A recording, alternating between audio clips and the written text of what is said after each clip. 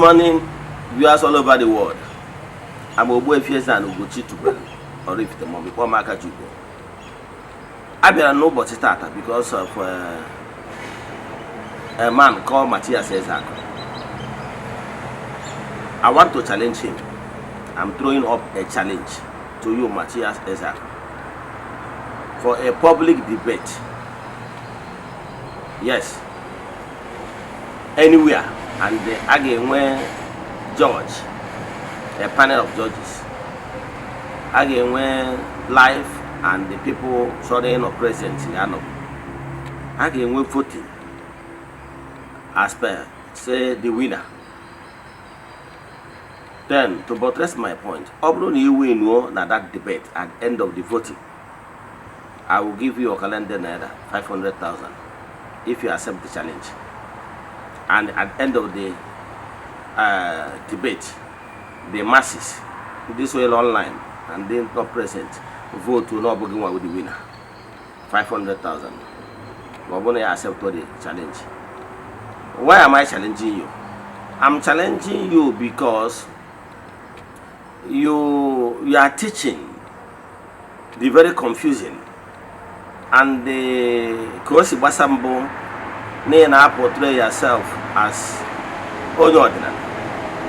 And I'm here to put it to you that Nibudo ordinary. In as much as some of the things in Neku make a common sense, but generally speaking, here for the anyway confused person. Yes, I'm sorry okay, but all reality. On what okay you see here na challenging you based on your stand the Basaro religion and supernatural healing. Mark my words.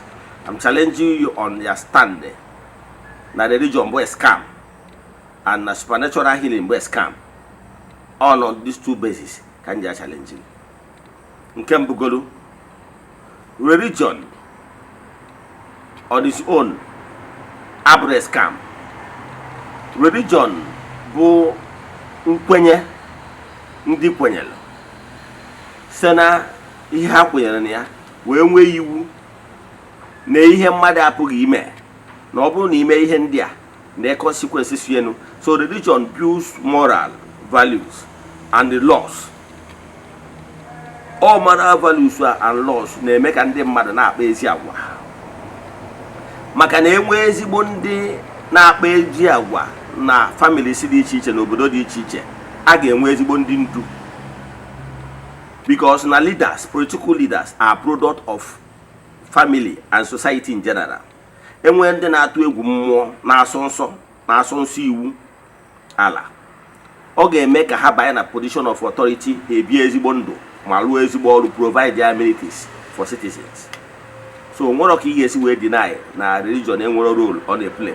However, you can blame onwe religious leader hapụziri ezu ụmụ atụrụ ahara ya n'aka chụgba ego nke ụwa.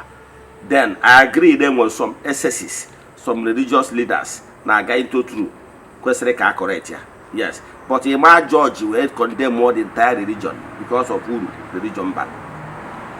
Nke abụ ofu ana m challenge, so ana m achịkọwalụ gị na ifu ezigbo onye jere ụka ọfụma, whether my Catholic or Pentecostal, jee ọfụma ọba yi meburu eri born again in the sense of that ihe a na-akpọ born again.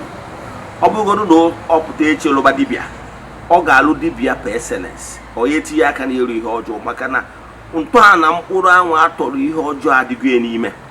So nwere mgbe ị ga-asị na religion enwere uru ọba. Ime eji compare onye nwere religion ọ bụ na ọ nọ na ya bata ime dibịa, onye a nwere ike igbu ndị mmadụ maka na asị na ofeke mara ọgwụ ụmụnne ya agwụ. So I'm challenging you on that. Then nke ọzọ bụ n'ihe gbasara supernatural healing, ana m achọ ịgwa gị na-enwe proofs na enwelu mgbe ike na-agwụ dibịa ụwa. Then site na okwu ekwubiri n'isi mmadụ, kwubi okwu n'isi mmadụ nye onye anwa confidence, kwubi okwu n'isi ndị mmadụ, enwe turnaround healing n'ebe onye anwa nọ. However, ọ bụrụkwa ụdị healing na ụfọdụ pastors na-eme arrange in Jesus name, asị na mmadụ achịrị go crutches ma ọ bụ a deaf and dumb person ebido kwuo okwu instantly. Ọ bụrụ anya ka dị na-ekwu dịka nsi gwa gị, enwere excesses.